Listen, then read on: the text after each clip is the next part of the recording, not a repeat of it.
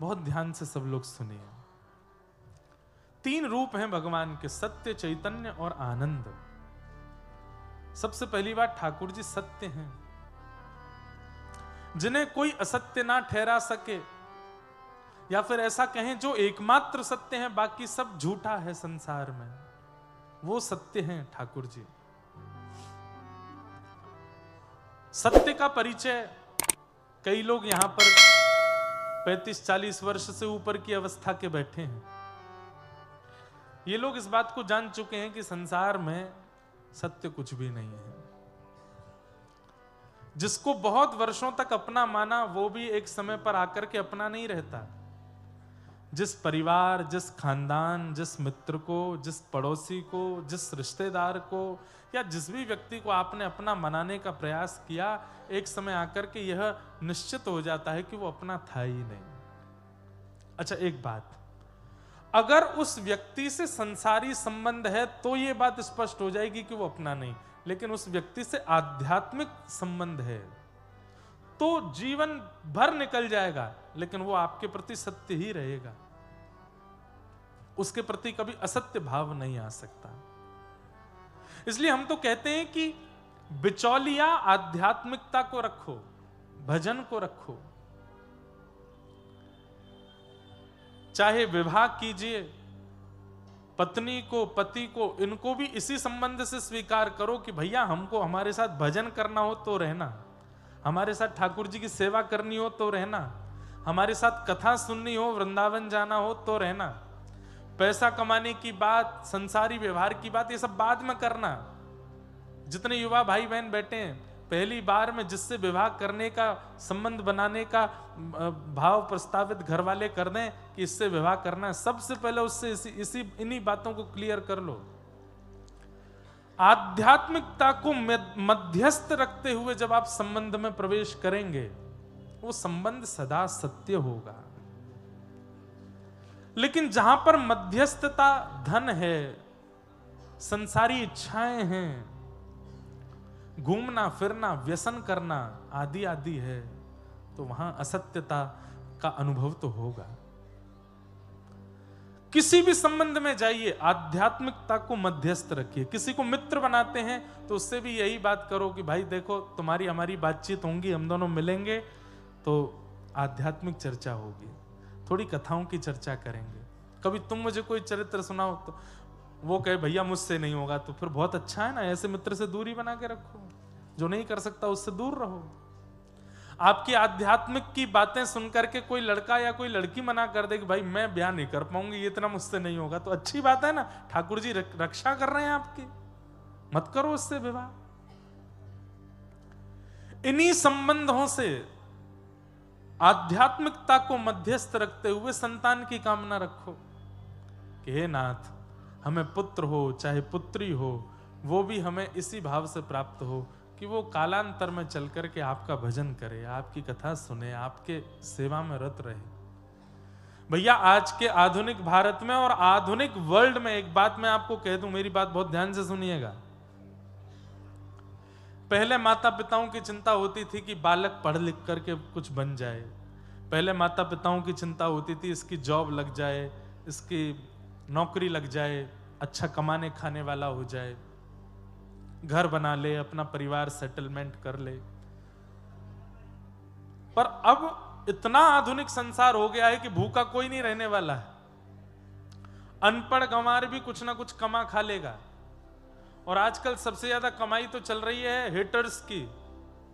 जो कुछ अच्छा नहीं कर रहे हैं वो कुछ ना कुछ वीडियोस बना बना करके अपने बना रहे हैं, उनके भी काम चल रहे हैं, उनकी भी बढ़िया चल रही है। बल्कि क्या बताएं,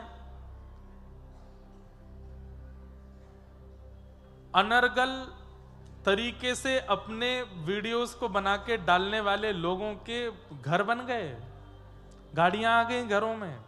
पढ़े लिखे नहीं है, बिल्कुल अंगूठा छाप हैं। स्कूल में एक बार भी पासिंग मार्क्स भी नहीं आए उनके, लेकिन खूब कमा रहे हैं। तो आजकल कमाई करना, घर बना लेना, एक प्रतिष्ठित हो जाना कोई बहुत बड़ी बात नहीं है, सब हो रहे हैं।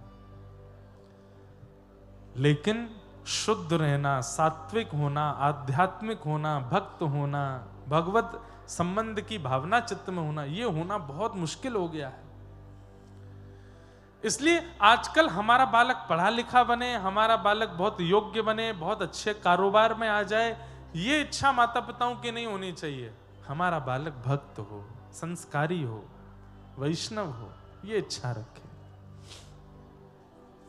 तो इन्हीं कामनाओं से अगर संतान की कामना भी की जाए तो वह भी सत्य संबंध स्थापित कर पाएंगे।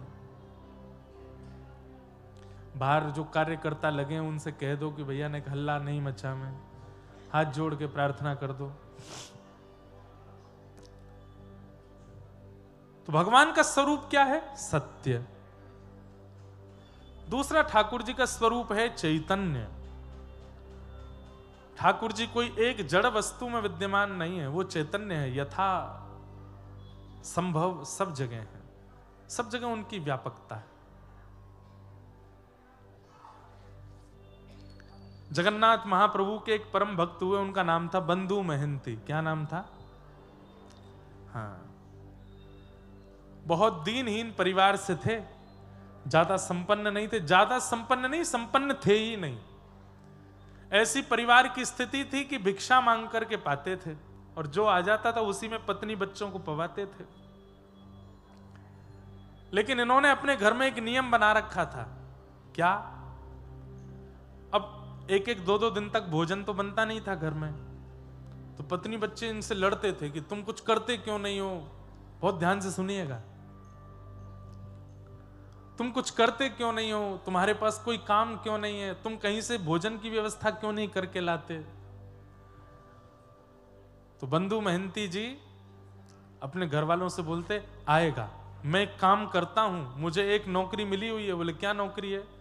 बोले एक व्यक्ति ने मुझसे कहा है हमारे परिवार के नाम से तुम और तुम्हारा पूरा परिवार घर पे बैठ के कीर्तन किया करे तो हम तुम्हारे घर भोजन भिजवा दिया करेंगे।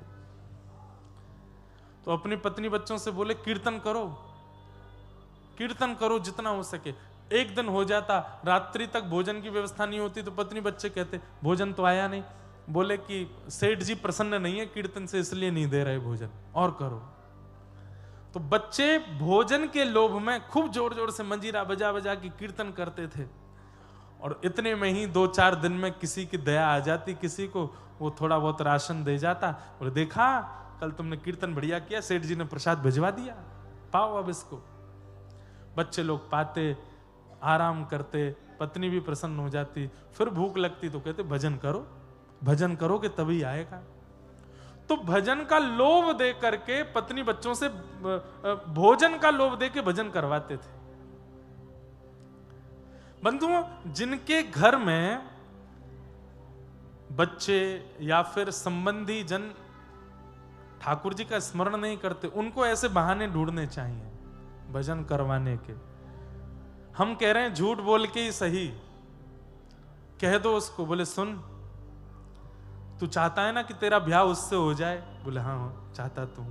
एक ज्योतिषी जी ने बताया। बोले क्या? बोले दोनों भुजा उठा के उछल उछल के हरि नाम संकीर्तन करेगा तब तेरा ब्याह होगा। मांस मच्छी छोड़ देगा, भगवान का नाम जब शुरू कर देगा, सिर पर ब्रह्म तिलक धारण करेगा, ठाकुर जी का चंदन लगाएगा, तो उससे ब्याह होगा। भैया भक्तमाल जी साक्षी हैं इस बात की कि प्रारंभ में नाटक किया था, लेकिन कुछ समय बाद वो असलियत में परिवर्तित हो गया। ठाकुर जी ने उसको स्वीकार कर लिया। एक बात तो बताना ही भूल गया, आज श्री भक्तमाल जी के रचनाकार श्री नाभाजी का भी जन्मोत्सव है, उनका भी प्राकट्य दिवस है। श्री नाभा गोस्वामी जी, जिन्होंने भक्तमाल जी की रचना अपनी गुरु आज्ञा से की। तो अगर घर परिवार खानदान में मित्र में कोई व्यक्ति अगर भजन साधन से दूर है, तो भले झूठ बोल के सही, किसी बात से डरा धमका करके सही, अगर भजन करवाना हो तो करवा लिया कीजिए। राजी राजी करे तो अच्छा, नहीं डरा के करवाओ, कैसे भी करवाओ। भैया बहुत खतरनाक समय आने वाला है, और आप लोग जिस बंगाल की भूमि में रहते हैं, कई बार कमल जहां खिलते हैं आसपास कीचड़ ही होती है। भले ही नाम का प्रचार इसी भूमि से हुआ है, पूरे विश्व को नाम गाना बंगाल ने सिखाया है। पर कभी कभी बंगाल की स्थिति देखकर के बहुत पीड़ा होती है चित्त में। आज भी चैतन्य महाप्रभु की भूमि, आज भी नाम भगवान की भूमि, आज भी गंगा मैया की समुद्र में प्रविष्ट होने वाली गंगा सागर की भूमि, आज भी श्री हमारे भागवत के कपिल देव भगवान की भूमि गौ मांस और गौ रक्त से आज भी रंगित है। ये एक बहुत बड़ा दुर्भाग्य है। इसलिए आप जिस क्षेत्र में रहते हैं वहां पर अधर्म की श्रेणी भी बहुत ऊंची जा रही है। इसलिए हमारी प्रार्थना है, अभी अपने नेत्रों के आगे दिखने वाले जितने लोग हैं उनका कल्याण खुद का भी कर लो, उनका भी करवा दो, क्योंकि आपके बाद का जो समय है वो बहुत खतरनाक होने वाला है, इससे भी ज्यादा भयावह होने वाला है। हम अपना बुढ़ापा, हमारा बुढ़ापा अच्छा नहीं होगा, मतलब अच्छा मतलब वैसे तो कथाएं तो करते रहेंगे, नाम जप आदि तो करते रहेंगे, पर बुढ़ापा अच्छा नहीं मतलब माहौल बहुत खराब हो चुका होगा संसार का। इसलिए अभी जितना हो सके भजन कर लो, नाम कर लो, ठाकुर जी का ध्यान कर लो। तो बंधु महंती जी अपने घर के सदस्यों से झूठ बोल करके, बहाना करवा करके भजन करवाते थे। सब लोग ध्यान से सुनना। पर एक दिन ठाकुर जी ने इनकी ऐसी परीक्षा ली, 1 दिन 2 दिन 4 दिन 5 दिन 10 दिन 15 दिन हो गए, कोई अन्न नहीं आया। बच्चे बोले, पिताजी ऐसे कैसे सेठ जी हमारे, मंजीरा बजा बजा के हाथ में घाव हो गए, हम सो नहीं रहे और वो हमारे कीर्तन से प्रसन्न नहीं हो रहे। तब बंधु महंती जी ने एक बात और बोल दी। अब इसको झूठ, मेरे को झूठ शब्द प्रयोग करना अच्छा नहीं लग रहा, ये झूठ नहीं है। जिस बात से या जिस साधन से व्यक्ति भजन में लग रहा हो वो झूठ कैसे हो सकता। तो बंधु महंती जी ने एक नई बात बोली, बोले कि सुनो, बहुत हो गई इस सेठ के यहाँ, हमने बहुत काम कर लिया, बहुत कीर्तन कर करके देख लिया, अब इसके यहाँ कीर्तन नहीं करेंगे। तो पत्नी बोली, फिर हमारा भोजन पानी कैसे चलेगा। बोले, मेरे एक मित्र हैं, सोने का मुकुट पहनते हैं, सोने के कुंडल पहनते हैं, सोने के आभूषण पहनते हैं, पद्मराग के कंगन पहनते हैं, सोने के कड़ूला पहन करके चलते हैं, नासिका में सोने के सुंदर बेसर पहनते हैं। अच्छा, इतने बड़े मित्र हैं आपके और आपने आज तक नहीं बताया हमको, क्या नाम है उनका। बोले, मेरा नाम बंधु महंती, उनका नाम दीन बंधु, दीन बंधु नाम है। अच्छा, दीन बंधु, तो फिर देरी किस बात की, चलो उनके पास चलते हैं ना, वो हमारी दीन दशा देख करके कुछ कृपा कर देंगे हम पे। अरे दीन दशा देख के कृपा, जैसे ही जाएंगे महाप्रसाद देंगे, दाल भात देंगे, और दाल भात के साथ में बढ़िया सुंदर छेना पोड़ा भी देंगे, रसगुल्ला भी देंगे। अरे वो तो अन्न के नाथ हैं, प्रेम से लोग उनको जगन्नाथ भी बोलते हैं। अच्छा, जगन्नाथ, वो आपके मित्र हैं, ये वो भगवान जगन्नाथ तो नहीं जिनकी आप कथा सुना। नहीं नहीं नहीं, भगवान नहीं, ये मेरे मित्र हैं, इनका नाम दीन बंधु है, ले चलो ना हमें। पति ने कहा, दूरी है, 5 दिन लगेंगे पहुंचने में। पत्नी बच्चे बोले, 15 दिन से तो हम भूखे हैं, 5 दिन और सह लेंगे। चलो तो सही, वहां जाके तो दाल भात मिलेगा ना। आहा, अपनी पत्नी बच्चे सबको लेकर के निकल पड़े बंधु महंती। और बस अब पत्नी बच्चे तो प्रतीक्षा कर रहे हैं कि कब हम पहुंचे उनके दीन बंधु जी के पास और वो हमको प्रसाद पवाएं। और यहां बंधु महंती जी के मन में बार बार आ रही है, ठाकुर जी दीनानाथ, बस कृपा कर देना, कैसे भी करके महाप्रसाद पवा देना। मैंने झूठ पर झूठ बोले हैं पत्नी से कीर्तन करवाने के लिए, अब आपका धाम लाने के लिए भी झूठ बोला है कि आप मेरे मित्र हो, बस मेरी लाज रखना। 5 दिन बाद जैसे ही पहुंचे जगन्नाथपुरी, आहा, नील चक्र विराजमान, और नील चक्र के ऊपर जब ध्वजा लहराती हुई देखी बंधु महंती जी ने, देवी देखो देखो वो नील चक्र दिख रहा है। बोले, हाँ हाँ दिख रहा है, उसी के नीचे ही बैठते मेरे मित्र दीन बंधु। अब तो पत्नी बच्चों में इतनी, मतलब जैसे मानो प्रसाद पाने की ऐसी उत्कंठा उत्पन्न हो गई, दौड़ने लगे, भागने लगे, जल्दी चलो, देरी मत करो, पहुंचे हम, तुम्हारे मित्र प्रसाद पवा देंगे। सब लोग इधर देखो।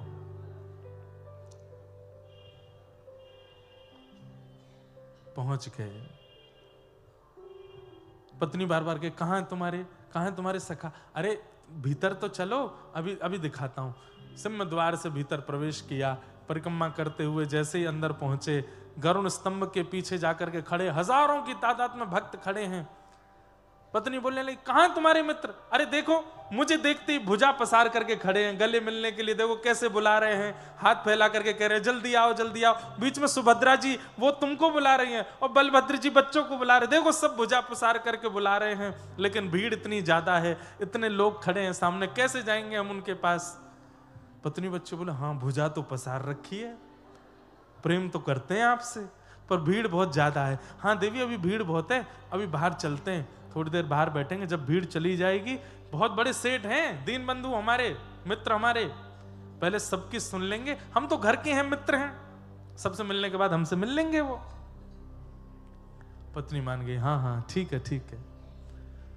अब यहां तो भीड़ ही खत्म नहीं हो, चलते चलते चलते बच्चे बेचारे थक गए, चल के आए इतनी दूर से, भूखे प्यासे सो गए, बच्चों के सोते ही मां भी सो गई, और वहां बंधु महंती जी हाथ जोड़ करके बस नेत्रों से आंसू बहा रहे हैं, जगन्नाथ जी बस कृपा कर दो, कैसे भी करके मेरी पत्नी और बच्चों के चित्त में जो ये विश्वास मैंने प्रकट कर दिया है, इस पर मोहर लगा दीजिएगा, नहीं तो अगर कहीं इनको पता चला कि आप परमात्मा हो, मेरे मित्र नहीं हो, तो ये आपका भजन करना बंद कर देंगे, और बस थोड़ा सा प्रसाद पवा देना।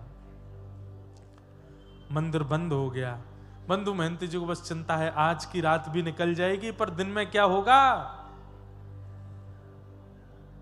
मंदिर से सब लोग वहां से चले गए। बंधु महंती जी पीछे अपनी पत्नी बच्चों को संग लेके चिंता में बैठे हैं, नील चक्र की ओर देख रहे हैं। ठाकुर जी को दया आ गई और तुरंत ठाकुर जी, महाप्रभु जगन्नाथ जी अपने रत्न वेदी से उतर करके बाहर आए, मंडप से निकल के सीधे रसोई घर में गए, अपने गले का फेंटा लेकर के कमर पे बांधा और ढूंढने लगे कहां है सामग्री। स्वर्ण का थाल जिसमें महाप्रभु जी प्रसाद पाते हैं, उस थाल को लेकर के हंडियों से सुंदर महाप्रसाद, उसमें दाल मां और कटहल की सब्जी और जितने सामग्री महाप्रसाद में बनती हैं, सब सामग्रियां तैयार करके, लड्डू पेड़ा आदि सब बिल्कुल जमा करके, खूब सारा प्रसादी लेकर के और बिल्कुल अपने कमर पर अपने कंधे पर रख करके, और ठाकुर जी एक रूप बदल करके कमर पर हाथ धर के और मंदिर के चारों ओर ढूंढने लगे, अरे भैया कोई बंधु महंती नाम का भक्त है क्या? बंधु महंती जी ने जैसे नाम सुना, बोले मेरा नाम कौन बुला रहा है? तभी दूर से देखा, नील वर्ण है, ऊंचा कद है, और यहां थाल लिए, बिल्कुल कंधे पे लिए ढूंढ रहे हैं। सुनसान रात्रि का समय, सब सो चुके हैं। बंधु महंती जी बोले, भैया मैं ही हूं बंधु महंती। बोले चल चल, झूठ बोलता है, तू कैसे बंधु महंती हो सकता है? अरे नहीं, मैं ही बंधु महंती हूं, पर आपको मेरा नाम कैसे पता? अरे क्या बताऊं, मैं महाप्रभु जगन्नाथ जी की सेवा में रहता हूं, सेवा करके अपने घर चला गया, रात्रि में जाके जैसे ही सोया तो महाप्रभु जी स्वप्न में आ गए। स्वयं जगन्नाथ जी बोल रहे हैं, महाप्रभु जी स्वप्न में आए और स्वप्न में आकर के अपने सुदर्शन चक्र को मुझे दिखाने लगे। बोले मेरा सखा आया है, मेरा मित्र बंधु महंती आया और अभी तक भूखा बैठा है, उसको किसी ने महाप्रसाद नहीं पवाया, तुम जाके उसको महाप्रसाद पवाओ, नहीं तो मेरा सुदर्शन चक्र चला कर जल करके पूरे तीर्थ क्षेत्र में जितने लोग हैं सबका वध कर देगा। डर के मारे भैया मैं तो आया हूं, पर तुम सखा तो लगते नहीं उनके। बंधु महंती जी रोने लगे, बोले मैं ही सखा हूं, मैंने उनको हृदय से सखा माना है। अच्छा तुम सखा हो? बोले हाँ। तो पूरे विश्व को पता है कि उनका नाम जगन्नाथ है, लेकिन उन्होंने मुझे स्वप्न में बताया था कि तुम इन्हें किसी और नाम से पुकारते हो, वो नाम बताओ। बंधु महंती जी बोले दीन बंधु। जैसे ही कहा दीन बंधु, ठाकुर जी थाल लेकर, अरे हाँ यही तो नाम है उनका, यही तो नाम बताया था। पूरा विश्व उनको जगन्नाथ कहता है, पर वो स्वप्न में बोल के गए थे, मेरा मित्र बंधु महंती मुझे दीन बंधु बोलता है। बंधु महंती जी बोले सच में उन्होंने आपसे स्वप्न में कहा कि मैं उनका सखा हूं? बोले हाँ मुझे बोल के गए। बोले एक बात सुनेंगे? बोले क्या? मेरी पत्नी बच्चों को बता दोगे यही बात बिल्कुल कि मैं उनका सखा हूं, ऐसा उन्होंने बताया। पत्नी बच्चों को उठाया रात्रि में, और देखो देखो कौन आया, और इनको पूरी बात बताओ, बस इनके चित्त में ये विश्वास प्रकट करा दो कि वो मुझे अपना सखा मानते हैं। बोले कि हाँ, उन्होंने सखा माना है और ये प्रसादी भेजी है। प्रसादी पे से वस्त्र हटाया, आहा इतना प्रसाद, अद्भुत प्रसाद। बंधु महंती जी और पूरा परिवार ठाकुर श्री जगन्नाथ जी के निज थाल में बैठ करके पा रहे हैं। और इतने में जगन्नाथ जी बोले, अच्छा मैं चलता हूं, मेरे जाने का समय हो गया, सुबह उठ करके थाल धो धा करके भीतर दे जाना, ठाकुर जी का है। बंधु महंती जी बोले ठीक है। ठाकुर जी जाकर के व्यवस्थित हो गए। यहां सुबह जैसे ही द्वार खुले और ठाकुर जी का मंगला भोग लाने के लिए थाल ढूंढा गया, थाल ही नहीं मिले। कैसे ठाकुर जी खेलते हैं। पूरे जगन्नाथपुरी में हल्ला हो गया, ठाकुर जी का रत्न थाल खो गया, ठाकुर जी का रत्न थाल किसी ने चुरा लिया। इतने में बंधु महंती जी बढ़िया मांज मूंज करके, बढ़िया साफ करके और सिर पर धर के थाल लेकर के आ रहे थे। जैसी थाल पर दृष्टि पड़ी, सब पुजारी दौड़े, ए तो जगन्नाथ महाप्रभु का थाल है, तुम कहां से लेकर के गए? बोले रात में इसी में तो महाप्रसाद पाया था हमने। एक पुजारी जी थे लंबे से चौड़े से, नीले नीले से, वही दे के गए। पुजारियों ने कहा ये झूठ बोल रहा है, ये चोरी करके थाल भागा, लेकिन श्री क्षेत्र से बाहर जाने पर कोई अड़चन आ गई होगी इसलिए वापस करने आ गया है, इसको पकड़ लो, बंदी बना लो। पकड़ करके बंदी बना करके खूब मारा, इतना मारा इतना मारा, बोले चोर चोरी करता है। बंधु महंती जी के तो नेत्र बंद हो गए। वाह जगन्नाथ महाप्रभु, बड़ी कृपा, बड़ी कृपा। रात में आकर के मुझे महाप्रसाद पवाते हो, अपना सखा बताते हो, अपने थाल में भोजन कराते हो, खुद ही कह जाते हो कि सुबह आके दे जाना, और मैं देने आया तो मेरी पिटाई करवा रहे हो। ठाकुर जी ने तुरंत पुरी के राजा को स्वप्न आदेश किया कि मेरा सखा है बंधु महंती, उसको पुजारी लोग मार रहे हैं, तुम जाकर के अभी रोको, और उसको जो दंड दिया है, उसको जो पीड़ा दी है, उसकी भरपाई करो। बोले क्या? आज के बाद जब तक जगन्नाथपुरी में मैं विराजमान हूं, तब तक हमारे मंदिर में जितनी चढ़ोतरी आती है, जितना धन आता है, जितनी संपत्ति आती है, सबका कारभार देखने की जिम्मेवारी बंधु महंती को दे दो। आज तक उनका परिवार उस सेवा को कर रहा है। तब राजा ने आकर के, बंधु महंती जी को अभी तक नहीं पता, वो वही ढूंढ रहे हैं वो लंबे कद वाले पुजारी जी कहाँ हैं। तब राजा ने आके कहा वो लंबे कद वाले कोई पुजारी नहीं है, तो स्वयं जगन्नाथ जी आए थे प्रसाद पवाने के लिए। आहा, ऐसे हमारे महाप्रभु जगन्नाथ जो सबका ध्यान रखते हैं। अहे नीला शैला प्रवर मतावरण प्रबल मतावरण मुआरत नलनी बनकु कर दलन अहे नील शैला कहे साल बेग हीन जाति रे यमन कहे साल बेग हीन जाति रे मुजवन श्रीरंगा चरण तल करु अपन अहे नील शैला। ऐसे महाप्रभु जगन्नाथ, श्री जगन्नाथ महाप्रभु चैतन्य है भगवान। उनको धातु में या जड़ वस्तु में आप मत देखिए, वो सर्वत्र हैं, विद्यमान हैं। बस आपके प्रेम भाव से उनको एक बार पुकार लिया जाए, वो प्रकट होने को तैयार है। वो सत्य हैं, वो चैतन्य हैं और वो आनंद है। अब आप लोग यहां बैठे हो, हम तो यहां 4 सवा 4 बजे आए, लोग बाग 3 बजे से बैठे हैं। हैं 2 बजे से 11 बजे से। कई लोग यहां बैठे हैं सुबह 10 बजे से, 9 बजे से, 8 बजे से, सब लोग प्रतीक्षा करके आए हैं। पर 8 बजे आए, 10 बजे आए, 12 बजे आए, पर अपना फोन निकाल के एक बार सेल्फी लो अपनी, कितने प्रसन्न हो आप। इतनी प्रतीक्षा अगर किसी और व्यवहार में की होती तो आप इतने प्रसन्न नहीं होते। यहां इतने प्रसन्न क्यों हो? क्योंकि ये वस्तु प्रसन्नता नहीं, सुख नहीं, ये आनंद दे रही है। ये आनंद है और यही आनंद श्री कृष्ण है। तू न संभाले तो हमें कौन संभाले, हे तू न संभाले तो हमें कौन संभाले, हे जगन्नाथ। हमारे पीछे गाओ। ये भाई ये कलकत्ता वाले बेताल होते हैं तो समझ में नहीं आती बात। संगीत के भी बड़े बड़े मूर्धन्य यहाँ हुए हैं, ताल में गाओ।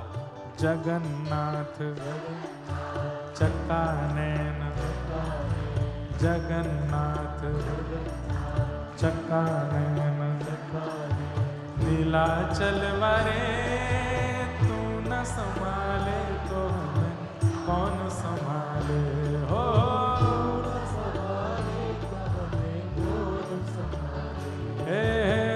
न संभाले तो हमें कौन संभाले, हो न संभाले तो हमें कौन संभाले, हे जगन्नाथ चक्का नैन, हे जगन्नाथ हे चक्का नैन, ओ नीलाचल वारे तू न संभाले तो हमें कौन संभाले,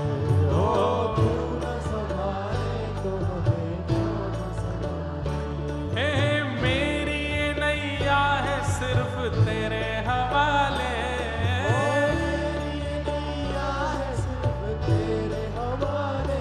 ओ मेरी ये नैया है सिर्फ तेरे हवाले,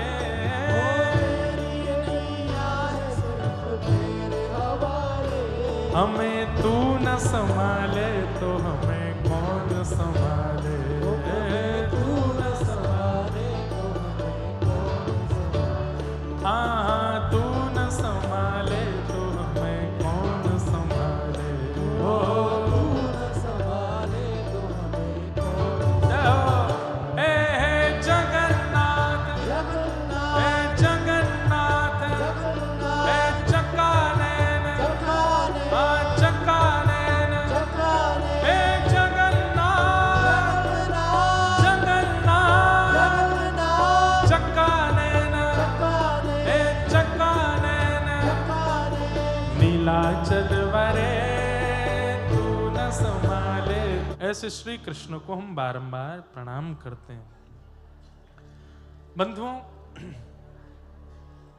अज्ञानध्वांत विध्वंस कोटि सूर्य समप्रभ, सूताख्या हि कथा सारम मम कर्ण रसायनम, चिंतामणिर्लोक सुखम सुरुद्रुः स्वर्ग संपदम, प्रयच्छति गुरु प्रीतो वैकुंठम योगी दुर्लभम। थोड़ी देर बिल्कुल शांति से बैठ के कथा सुनो, उसके बाद कथा को विश्राम की ओर ले चलेंगे, महात्मा का प्रसंग पूरा करें। महात्मा में एक बहुत सुंदर बात बताई है, बहुत बिल्कुल ध्यान से सुनेंगे सब लोग। प्रयच्छति गुरु प्रीतो वैकुंठम योग दुर्लभम। एक बात सदैव याद रखिएगा, ठाकुर जी की प्रसन्नता महत्वपूर्ण है, धाम की प्रसन्नता महत्वपूर्ण है, नाम की प्रसन्नता। आप नाम करते हैं तो ठाकुर जी का नाम भी प्रसन्न होता है, जब धाम जाते हैं तो धाम प्रसन्न होता है, ठाकुर जी की सेवा करते हैं, प्रसाद पवाते हैं, ठाकुर जी प्रसन्न होते हैं। पर इन सबसे भी अधिक श्रेष्ठ है ठाकुर जी की राह दिखाने वाले गुरु आपसे प्रसन्न हो जाए, गुरु की प्रसन्नता। बुरा नहीं मानिएगा, गुरु यदि प्रसन्न नहीं है तो ठाकुर जी कैसे प्रसन्न होंगे?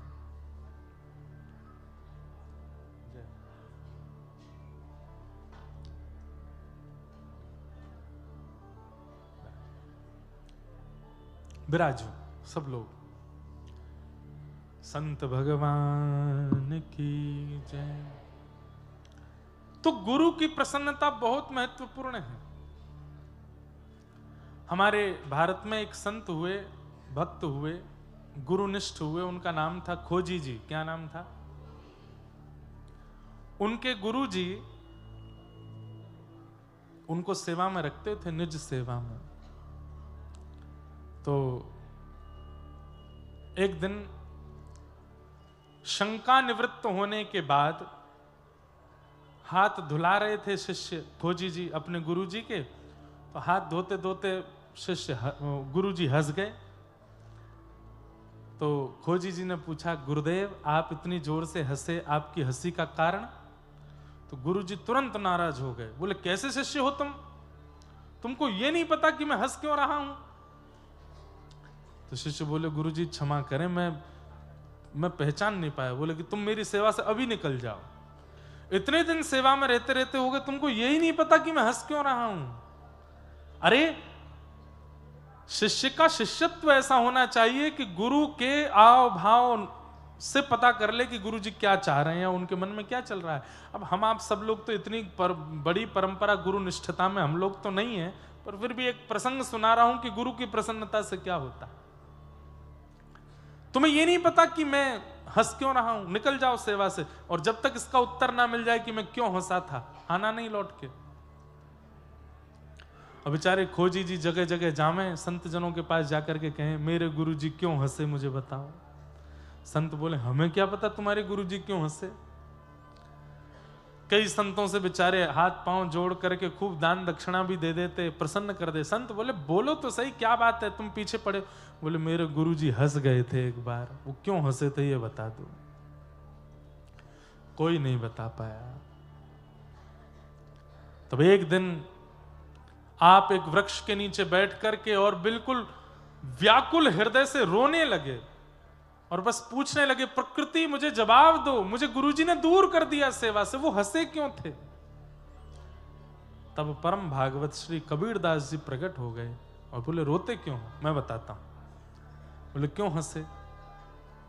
बोले, तुम्हारे गुरुजी इसलिए हंसे कि जब लघु शंका के बाद वो हाथ धो रहे थे, उसी समय पीपल के वृक्ष का एक बीज वहां गिरा हुआ था और हाथ धोने पर वो जल जो था वो पीपल के उस बीज को बहा के ले गया। तो गुरुजी हंसने लगे। बोले, वारे बीज, तू ही अगर भूमि के अंदर प्रविष्ट हो गया होता, वृक्ष बन गया होता, तो तुझे नारायण मान करके पूरी दुनिया पूज रही होती। लेकिन तू केवल बीज मान करके संसारी विषय में ऊपर उठा हुआ है, इसलिए आज तेरी गति देख, केवल एक सामान्य से लघु शंका के जल में तू बह करके जा रहा है। संसार के लोगों पर हंसते हुए तुम्हारे गुरुदेव कह रहे थे कि जो अनेक बीजों को जन्म और अनेक लोगों को छाया प्रदान करने वाला वृक्ष बन जाता है, वो नारायण के समान पूजने लगता है। लेकिन जो वृक्ष से विहीन होकर के केवल बीज बन के पृथ्वी पर गिर जाता है, वो एक दिन किसी इसी प्रकार के मलमूत्र के जल में बह जाता है। संसार का जीव क्या है? वो विषय आसक्त है। अब ये बहुत समझने वाली बात, उसको ये चिंता नहीं है कि 7:30 बजे कथा पूरी हो जाएगी, 7 बजे महाराज जी चले। उसको ये चिंता है 7 बजे पूरी हो जाएगी, उसके बाद मुझे संदेश खाने वहां जाना है। मेरी जीव को संदेश की इच्छा हो रही है, मुझे उसको खिलाना है, विषय भोग की इच्छा। उसे ये चिंता नहीं है कि आज रात मेरा भोजन होगा कि नहीं, उसे ये चिंता है कि मेरे नेत्रों को उसको देखने की इच्छा है, वो मुझे दिखेगा कि नहीं या दिखेगी कि नहीं। उसे यह चिंता नहीं है कि रात्रि में सर्दी होगी या गर्मी होगी, मैं क्या ओढ़ूंगा क्या पहनूंगा। उसे यह चिंता है कि मेरे त्वचा को इस स्पर्श की आवश्यकता, ये स्पर्श उसको मिलेगा कि नहीं। मैं बहुत ढक करके बोल रहा हूं बातें। विषय भोग की आश में पूरी दुनिया दौड़ रही है। जो स्थिर होकर के एक वृक्ष बनकर के खड़ा हो जाता है, जैसे साधु स्वामी विवेकानंद, वो वृक्ष हैं। क्योंकि आज तक उनकी छाया में कितने लोग आनंदित हो रहे हैं, आज तक उनके द्वारा प्रकट किए गए फलों को कितने लोग चाख रहे हैं, वो वृक्ष हैं। हम आप सब वृक्ष नहीं, हम बीज हैं। वृक्ष बनने की सामर्थ्य हम में है, पर विषय भोग में हमारी इतनी इच्छा है कि हम संसार के विषय भोग रूपी उस जल में बहते जा रहे हैं। कबीरदास जी ने प्रकट हो गया, इसलिए तुम्हारे गुरु जी हंस रहे थे। खोजी जी बोले, इतनी गहरी सोच मेरे गुरु जी की। वो सामान्य हाथ धोते हुए बीज बह गया तो इस पर इतना गहरा चिंतन कर लिया। तुरंत जाकर के गुरुजी से उन्होंने कहा, गुरुजी आप इतने साल पहले इस बात पर इसलिए हंसे थे। गुरुजी ने कहा, मेरा शिष्य हृदय से लगा लिया। बोले अब तुझे परमात्मा से मिलने से कोई न रोक सकता। क्यों? क्योंकि मैं तुझसे रीझ गया। भले ही मुझे परमात्मा नहीं मिले पर मेरी प्रसन्नता से तुझे परमात्मा जरूर मिलेंगे। ये गुरु में सामर्थ्य है बंधु। गुरु यदि प्रसन्न है, आचार्य यदि प्रसन्न है, साधु यदि प्रसन्न है, और एक बात कह दूं, हरि कथा सुनने वाले, हरि चिंतन करने वाले, हरि सेवा करने वाले वैष्णव आपसे यदि प्रसन्न है तो ठाकुर जी आपसे अति प्रसन्न हो जाएंगे। वो यदि आपसे प्रसन्न है तो आप में योग्यता नहीं ठाकुर जी को प्रसन्न करने की। अब यहां इतनी संख्या में लोग आए, इतनी संख्या में वैष्णव अगर मुझसे प्रसन्न हो गए, मेरे कथा सुनाने के भाव से आनंदित हो गए, तो आप सबकी प्रसन्नता जगन्नाथ जी को प्रसन्न कर देगी। जगन्नाथ जी को, लाला बहुत बढ़िया, तू ऐसे ही सबन को प्रसन्न करे कर। आपकी प्रसन्नता ठाकुर जी की प्रसन्नता से ज्यादा आवश्यक है मेरे लिए, और आप लोगों के लिए गुरु की प्रसन्नता। हम भले ही यहां से नीचे आपके गुरु नहीं है, पर जितनी देर यहां बैठे उतनी देर आपके गुरु हैं, और उतनी देर आपको वो विचार करना चाहिए कि ये प्रसन्न रहें।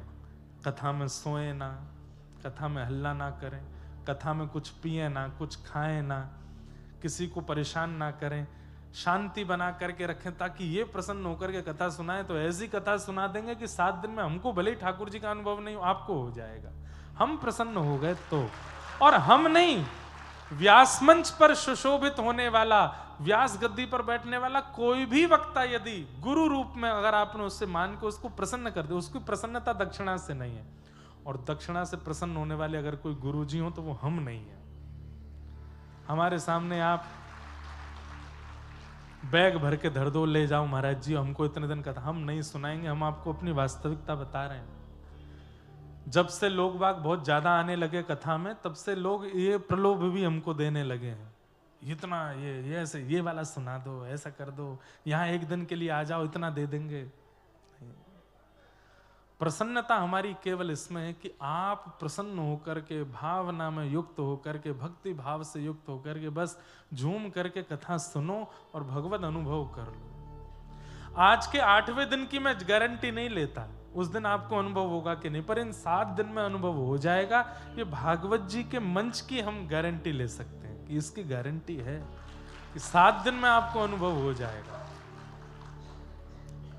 प्रयच्छति गुरु प्रीतो वैकुंठम योग दुर्लभम। बड़े बड़े योगियों को दुर्लभ जो वैकुंठनाथ हैं, वो प्रसन्नता गुरु की प्रसन्नता से प्राप्त हो जाते हैं। 88,000 सोनकादि ऋषियों ने सूत जी महाराज से प्रश्न किया, कलिकाल में मानव कल्याण कैसे हो, इसका कोई रास्ता बताइए। तब सूत जी महाराज ने कहा, कालव्याल मुखग्रास त्रास निर्णा सहेतवे श्रीमद्भागवतम शास्त्रम कलौ कीरेण भाषितम्। इस कलिकाल में व्यक्ति समय रूपी व्याल के मुंह में बैठा है। व्याल कहते हैं सर्प को। समय व्याल है, सर्प है, और उसके मुख में हम आप सब लोग ग्रास बने बैठे हैं। जैसे मुख बंद करेगा हम सबकी मृत्यु निश्चित है, कभी भी हो सकती है। लेकिन मृत्यु हो उससे पहले पहले क्या करें? बोले श्रीमद् भागवतम शास्त्रम कलौ कीरेण भाषितम। यदि भागवत जी का आश्रय लेकर के और भागवत में बताए हुए मार्ग पर वो व्यक्ति कलिकाल में चलने लग जाए तो ये काल रूपी व्याल भी उसका कुछ नहीं बिगाड़ पाएगा। भागवत जी ही एकमात्र ऐसा साधन है जिसके मार्ग पर चल के जहां बताई गई बातों को अनुकरण करके, अनुमोदन करके यदि आप अपना जीवन जीने लग जाओ तो इस कलिकाल में भी भगवत प्राप्ति संभव है। आपको हजारों प्रकल्प बताए जाएं, प्रयास बताए जाएं ठाकुर जी की प्राप्ति के, लेकिन वो श्रीमद् भागवत से अलग हैं। रामचरित्र मानस से अलग हैं, वाल्मीकि रामायण से अलग हैं, हमारे धर्म शास्त्रों से अलग हैं, तो उनके माध्यम से भगवत प्राप्ति निश्चित नहीं है। पर भागवत जी में बताई गई मार्ग, अच्छा इसके पीछे भी एक कारण है, बहुत ध्यान से सुनिएगा। श्रीमद् भागवत के एकादश स्कंद में भगवान कहते हैं, ये वही भगवतः प्रोक्तः उपाया आत्मलब्धये। व्यास मंच पर बैठकर के व्यास जी भागवत जी के जो मार्ग बता रहे हैं मेरे भक्तों को मेरी प्राप्ति के लिए, उस पर जब आप चलने लगते हो तो ठाकुर जी की जिम्मेवारी बन जाती है कि वो आपको मिलें। क्यों? क्योंकि ये मार्ग ठाकुर जी ने ही बनाया है, इस मार्ग का निर्माण ठाकुर जी ने ही किया है। ठाकुर जी वहां स्पष्ट कहते हैं, अंजह पुंसाम विदुषाम वृद्धिम भागवतान हितान। यदि मेरे बताए गए मार्ग पर व्यक्ति चलने लगे, आंख बंद करके भी चलने लगे, तो उसे मेरी प्राप्ति निश्चित होगी। तब किसी ने कहा, यदि आपके बताए गए मार्ग पर चलते चलते कोई गिर गया तो? बोले जब गिरेगा तो गिर करके भी, जब गिरेगा तो उसे उठाने के लिए भी मैं ही जाऊंगा, क्योंकि वो मेरे मार्ग पर चल रहा है। समझ में आई बात की? ऐसे ही पड़पड़ ताली बजा दी है। जैसे आप लोग एक्सप्रेस वे पे जाते हैं, तो एक्सप्रेस वे पे जगह जगह टोल नंबर लिखे रहते हैं, टोल फ्री नंबर, और वहां बार बार आपसे कहा जाता है कि भैया पहली बात तो 100 से ऊपर गाड़ी मत चलाना, और बाय चांस चलाओ भी और कहीं दुर्घटनाग्रस्त हो जाओ तो ये नंबर सेव रखना, इस पर तुरंत कॉल करना, तो इमरजेंसी कार आकर के आपको तुरंत सहायता करके लेके जाएगी। ये उनकी जिम्मेवारी है। वो पहले आपको सावधान करेंगे कि इस मार्ग में इन बातों का सावधान, इन बातों की सावधानी। देखो बाहर से मैं भी डिस्टर्ब हो रहा हूं, पर मैं कथा कह रहा हूं ना, आप लोग भी सुनो, मत देखो बार बार, बहुत बढ़िया चल रहा है, मन चलने दो। एक्सप्रेसवे वालों की जिम्मेवारी है कि वहां आई हुई प्रत्येक गाड़ी सही सलामत वहां से नीचे उतरे, अपने गंतव्य पर पहुंचे। बीच में अगर वो दुर्घटनाग्रस्त होती है तो एक्सप्रेसवे के कार्यकर्ता और वहां की गाड़ियों की जिम्मेवारी बनती है कि आपको सही सलामत निकाल करके हॉस्पिटल आदि वो जो भी है लेके जाएं। हम कह रहे हैं दुर्घटना ना भी हो, पंचर हो जाए, तो भी एक्सप्रेसवे वाले ही आते हैं हवा भरने के लिए, आपकी गाड़ी टो करने के लिए। ठीक वैसे ही ये ठाकुर जी का भक्ति पथ वे है, भक्ति पथ वे है।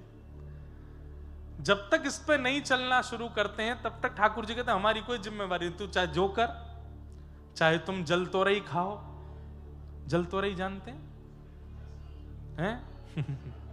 अमी बूझते पारो ना। बंगाल के लोग बताओ, उसको भी जल तोरई बोलते हैं, जल की तोरई है। अब भक्ति पथ वे पर अगर नहीं चल रहे हो, आप चाहे जो खाओ, जो पियो, चाहे जो करो, ठाकुर जी कहते हैं खुद भुगतना, हमसे मत कहना। नरक में सब तुम्हारा हिसाब बराबर होगा, और नरक में होगा बाद में, उससे पहले दुनिया में भी होगा। दुनिया में भी कर्म तुम्हारे आएंगे। लेकिन जब भक्ति पथ पर आप चलने लगते हैं, भक्ति पथ वे पर आप चलने लगते हैं, तो ठाकुर जी की जिम्मेवारी बन जाती है कि आप गिरो ना, और कहीं गिरो तो संभालने के लिए ठाकुर जी ही आएंगे, ठाकुर जी उठाने आएंगे। बस टोल फ्री नंबर अपने पास में रखना। टोल फ्री नंबर बहुत सारे हैं। ओम नमो भगवते वासुदेवाय एक टोल फ्री नंबर, हरे कृष्ण कृष्ण कृष्ण हरे हरे, हरे राम राम राम हरे हरे दूसरा toll free number. Radhe Krishna Krishna Krishna Radhe Radhe, Radhe Shyam Shyam Shyam Radhe Radhe तीसरा टोल फ्री नंबर। चौथा जय जय राधा रमण हरि बोल, जय जय राधा रमण। पांचवा टोल फ्री नंबर। और छठवा टोल फ्री नंबर जय जय राधा वल्लभ श्री हरिवंश, जय जय श्री वृंदावन श्री वनचंद। छठवा toll free number Shriman Narayan Narayan Narayan. सातवां टोल फ्री नंबर मैया तेरे पांव पड़ूं एक बार हरि बोल, भैया तेरे पांव पड़ूं एक बार हरि बोल, हरि बोल, हरि हरि हरि बोल। आजकल एक नया टोल फ्री नंबर और आया है, जगन्नाथ चका नैन नीला चलवारे तू न समा। तो ये सारे टोल फ्री नंबर हैं इस भक्ति पथ वे के। अरे संसार के एक्सप्रेस वे में एक ही टोल फ्री नंबर होता है, वो भी इतना बिजी रहता है कि कोई उठाता ही नहीं।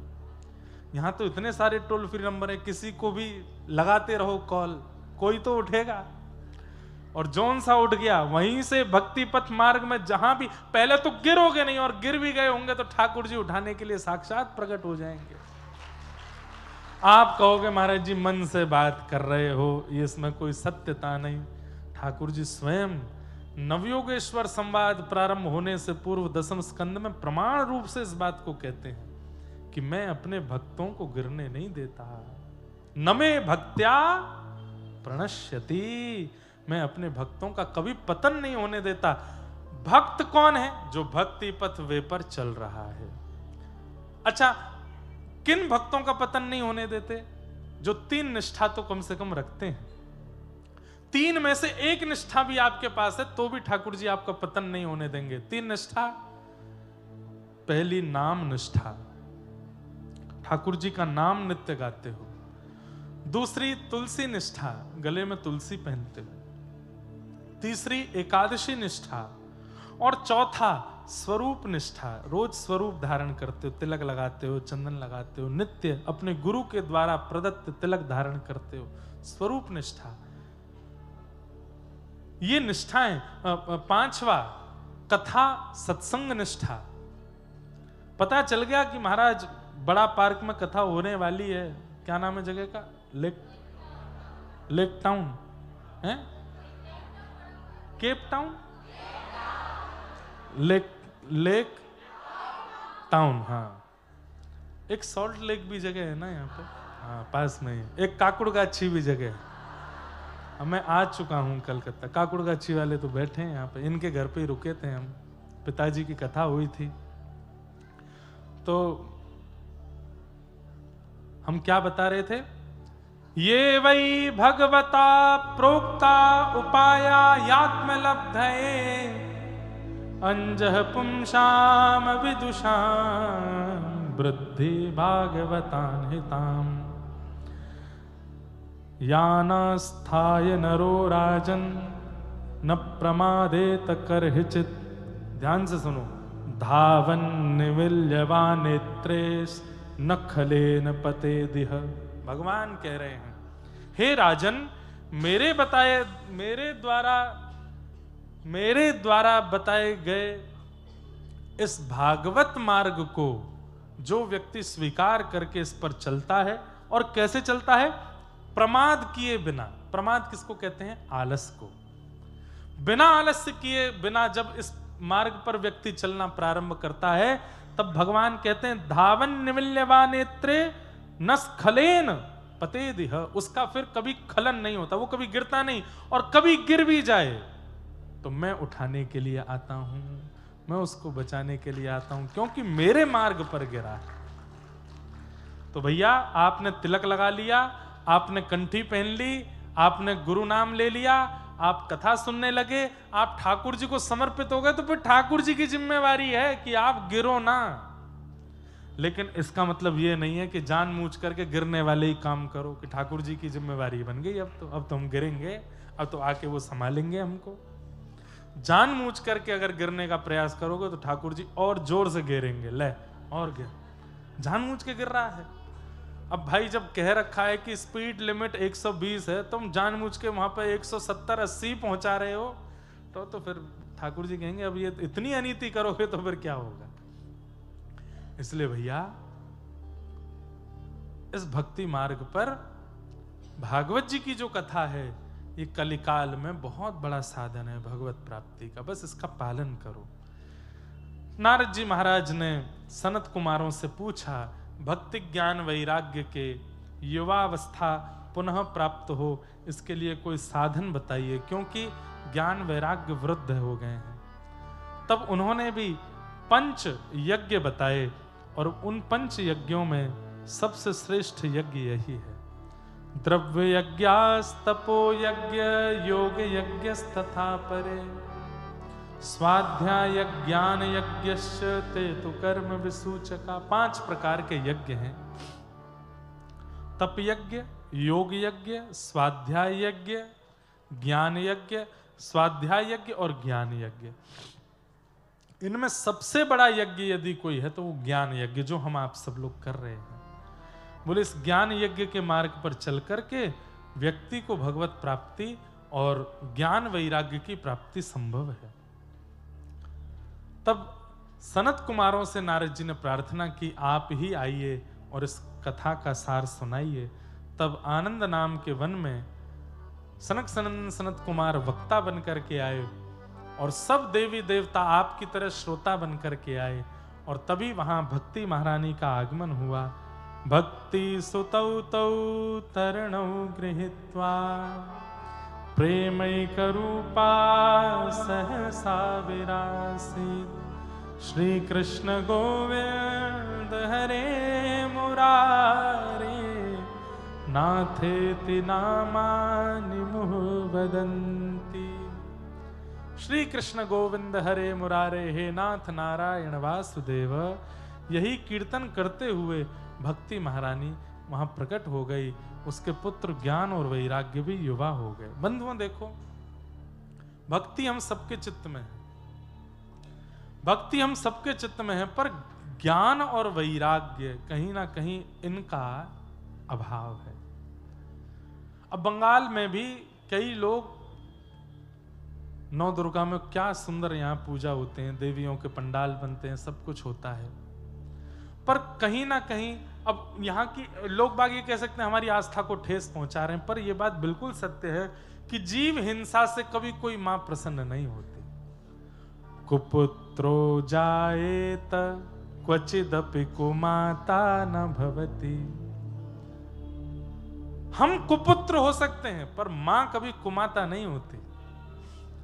मां को कभी कभी किसी जीव की हिंसा या किसी जीव का बलिदान प्रिय नहीं है, नहीं है, नहीं है। वो मां है। अरे किसी देव को सामने भी अगर आप करते हो तो भी एक बार को, वैसे तो स्वीकार वहां भी नहीं है, पर एक बार को ये मान लिया जाएगा चलो ये तो पुरुष बुद्धि है, इतने ज्यादा निर्मल और इतनी ज्यादा ममता से भरे नहीं होंगे। पर मां, अभी मैं कुछ दिन पहले बड़ोदरा में कथा कर रहा था तो वहां एक गुजराती काव्य मुझे सुनाया गया, मुझे वो पूरा याद नहीं है, पर उस काव्य में ये बात थी कि ब्रह्मांड में हजारों अक्षर हैं। आज ही के दिन अक्षरों का प्रादुर्भाव हुआ वसंत पंचमी के दिन, लेकिन इन हजारों अक्षरों में यदि मां शब्द हटा दिया जाए तो बाकी के अक्षरों की कोई वैल्यू नहीं रह जाती। अगर मां शब्द हटा दिया जाए तो कोई अक्षर इतना बलवान और इतना करुणा से भरा हुआ नहीं है जितना शब्द केवल मां। कितनी करुणा भरी है इस शब्द में, इस अक्षर में। शब्द भी नहीं है, अक्षर है मां। और उस मां अक्षर में यदि हम आप सब लोग इस प्रकार की दुर्भावना या जो भी कहो ऐसा करते हैं, मां को प्रसन्नता नहीं होती होगी। तो भक्ति तो है कि आप मां के सामने जा रहे हो, पंडाल बनवा रहे हो, 9 दिन तक व्रत कर रहे हो, पर ज्ञान और वैराग्य कहीं ना कहीं सूक्ष्म है, इसलिए हिंसा का रूप ले लेते हैं अंत में आते आते। उन ज्ञान और वैराग्य को पुष्ट यदि कोई करता है तो वो श्रीमद् भागवत की कथा करती है। ज्ञान और वैराग्य इतने पुष्ट तो होने चाहिए कि भक्ति की आड़ में हम कहीं कोई अनर्थ ना कर रहे हो, हम कहीं अधर्म ना कर रहे हो। तो ज्ञान और वैराग्य भक्ति से पुष्ट हुए, जैसे ही कथा में आए पुष्ट हो गए। तीनों की पुष्टता देख करके नारद जी प्रसन्न हो गए। नारद जी ने पूछा, महाराज इस कथा को सुनने से कौन कौन